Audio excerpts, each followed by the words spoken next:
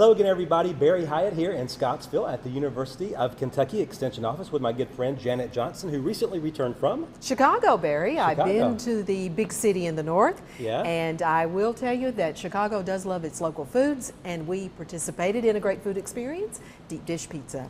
It was wonderful. It was wonderful. What did you have? I had the Gil Minotti, and that was the restaurant. It's a local family restaurant that specializes in Italian food. Okay. But they do a lot with local foods and a lot with vegetable pizzas, etc. Yeah. So, but I had the vegetable pizza in combination with the Italian sausage. So I did do a little meat with my pizza, but it's a wonderful butter crust. Let me just tell you, a little goes a long way, calorie-wise, you know. Yes. So we have to watch that, but it was a great experience. So I went with possibly my a future daughter. recipe here on NCTV in the future, maybe. It could be. We could Kentucky-ize or Tennessee-ize that recipe and make a great main dish. There you go. That would be good. That's cool. Well, what are we talking about on this segment? Well, speaking of main dishes, Barry, we are going to fix a quick supper. You know, last month we introduced a summer corn and couscous salad. Okay. Well, we're going to continue showing and using some of those similar ingredients like couscous. And again, I think we used tomato and I think we used some chickpeas. Well, we're going to do that as a quick supper idea. So this is a hot idea. We're going to add a little ground beef to this and we're going to make a variation on a stuffed pepper. Cool. Yeah, it's different. And we'll bring them out here in a moment. I can smell them finishing up, but we're going to show how to put these together. So this is one of those recipes, Barry, that you can do part one ahead of time to save time tomorrow night. So I really recommend that people do that. Kind of get part of it done ahead of time, then you're ready for the evening, and it's real fast then. Fast at that one. Yeah. Okay. So this is something you can do ahead, and could even do some steps over the weekend if you're getting ready for the week. Sure. So that's great. Sure. Well, let's get started because obviously stuffed peppers take peppers, right? Exactly. So what we've done is that we have taken peppers, and I'll tell you, Barry, you can get great peppers right now really cheap out on the market. Okay. Peppers are one of those crops that continues to bear even into early fall. And even better if you have some of the red peppers as they get sweeter as they grow. Yeah. So I'd encourage you to think about a red pepper for this, which is just a sweet pepper that's ripened a little more and it's sweeter, but it's real colorful. But think about that. So I've done the green ones, which are more traditional. Now here's what I did, Barry. I took them, and as you can see, I just took the regular pepper, took the top off, and just kind of rapidly cut the membrane out. Didn't take a lot of time, so I just, and then kind of dumped the seeds out and rinsed them. And this recipe makes about 4. Really, it depends. It depends on how much couscous that you add to the recipe, and we'll talk about that. You could easily have 6 of these. Okay. Because I had some filling for the recipe left, could have had 2 more. Okay. So vary this with the amount of couscous that you use or your filler, and you can either have 4 to 6 peppers with this one recipe. Oh yeah, it's great. So what I did was actually take the peppers and I put them in some boiling water for 5 minutes. Now that's usually called blanching for most people. You know, that kind of holds color, holds them, but this kind of starts the pre-cooking, okay? So that we are kind of cutting down on that cook time in the oven. So it's quicker. This is a step I would do ahead of time. I would put them in the freezer, not the freezer, that will soften them more, but in the refrigerator. You can do them 2 to 3 days ahead, get them ready, whatever. Now notice I had these peppers upside down. When you pull them out of the boiling water, Barry, you've still got some water in the pepper. So you don't want to leave that sitting. So you just flip the pepper over, you know, on some paper towels, kind of let that dry out, and then these peppers are ready. So far we're boiling and turning them over. I think I can handle that. Yeah, you can do that. I know you can. Maybe nothing else, but this much I can. Hey, you can do it. The other step ahead that we did was we took couscous, and we talked about this grain.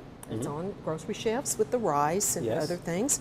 And now maybe in Lafayette at the Walmart you may have other flavors available.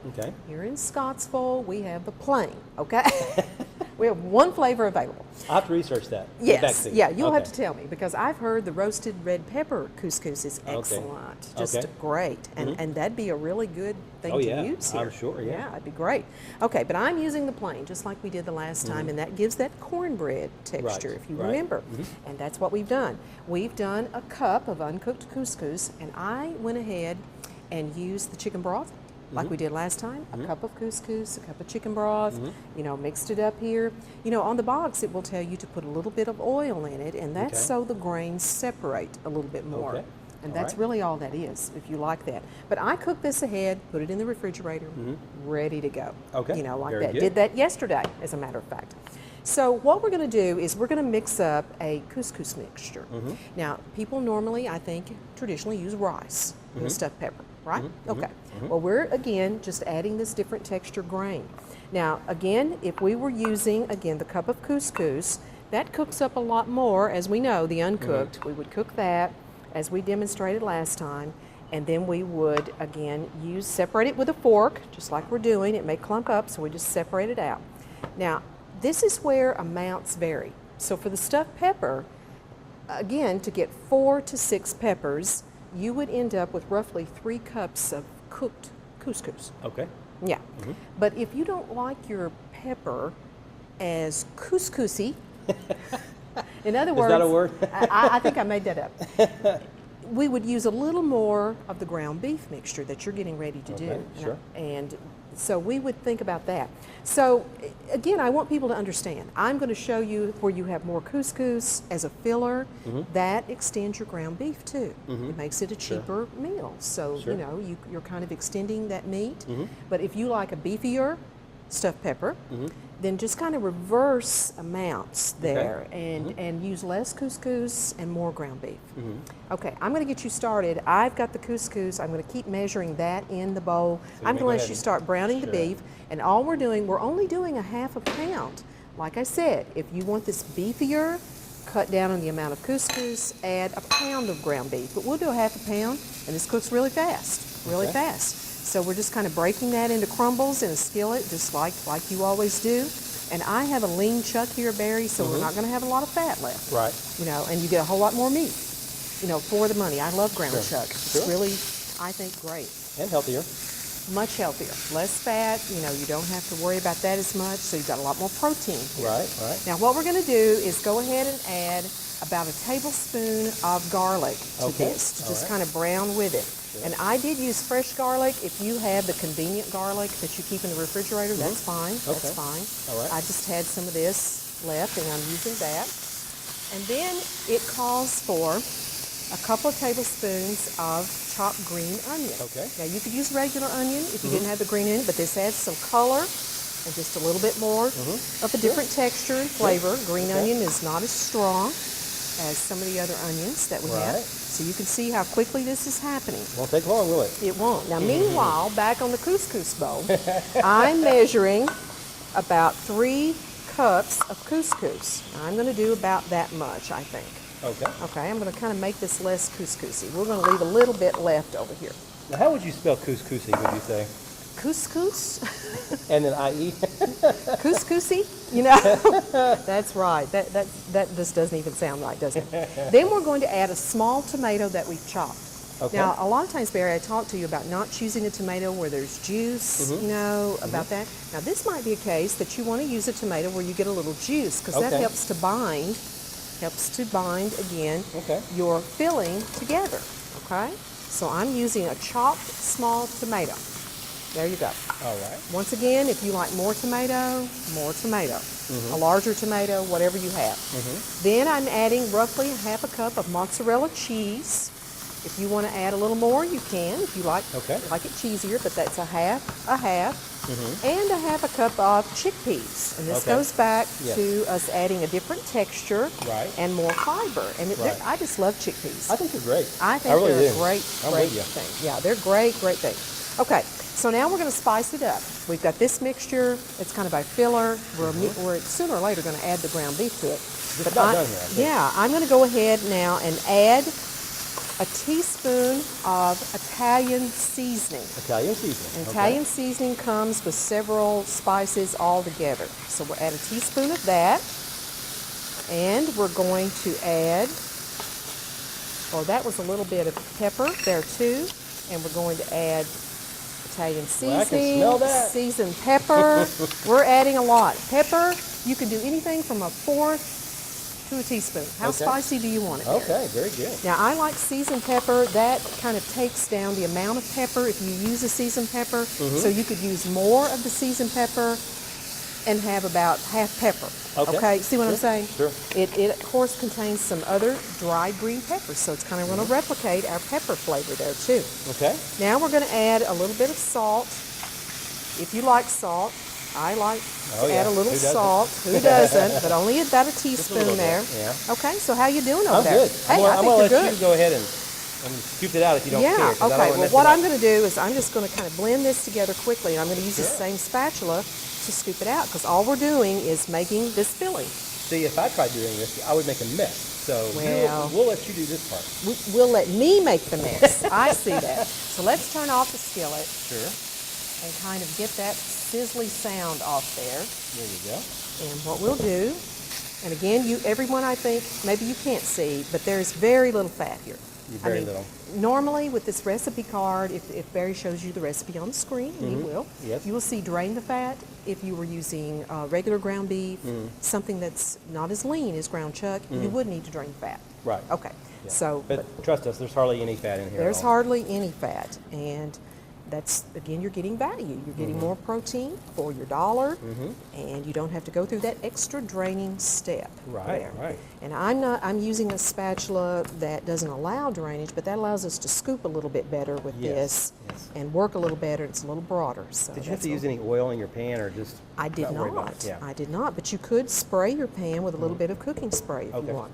Now, Barry, I will have you go ahead and take that and spray our cooking dish with a little bit of cooking spray to get it ready. That's just so your peppers don't stick to the bottom. All right? This dish is probably a little large for 4 peppers. It would be more like I would use for 6, but use what you have, you know, and get it ready. Yeah, let's set that right there, because what we're going to do is we are going to immediately take, I can move this if you'd like. and that would be great if you just slip that over. And I am looking for my kitchen spoon, and I believe I have it right here. Get a little out of range, but we've got it back here. We walk out of screen, that's okay. We'll come back eventually. We're going to get it together. But now we're going to place the peppers, in the dish. I'll bring that over here. Okay. And what we're going to do is simply spoon the filling that we've mixed up, the cheese, the beef, and the couscous into the peppers. Right. Okay. And we're going to fill them fairly full. Sure. Okay. Very colorful too, They're isn't it? very colorful. Very neat. Very colorful. Yes, they are. And see, this is where varying the amount of couscous that you have, or you can play with whether you want the beefy flavor to come through more, or you want, again, the grain. And you could do this without the beef, obviously, if you just wanted the total vegetarian. You absolutely could. You would not have it, although our Allen County cattlemen would rather that you choose a beefy version. But yes, you could. You could even add some other vegetables if you wanted to do that. Sure. You sure could. And that certainly would be an option for you to do. But you can see how simple and easy this is to do. But see, I even did a little less couscous, and see how much filling this makes up. Yes. This is a value dish, guys. If you have a larger family, this is definitely a dish that gives you a lot of value as far as a main dish supper for your dollar. It does. And really does. I wouldn't think would be too expensive to make, actually. It's not too expensive.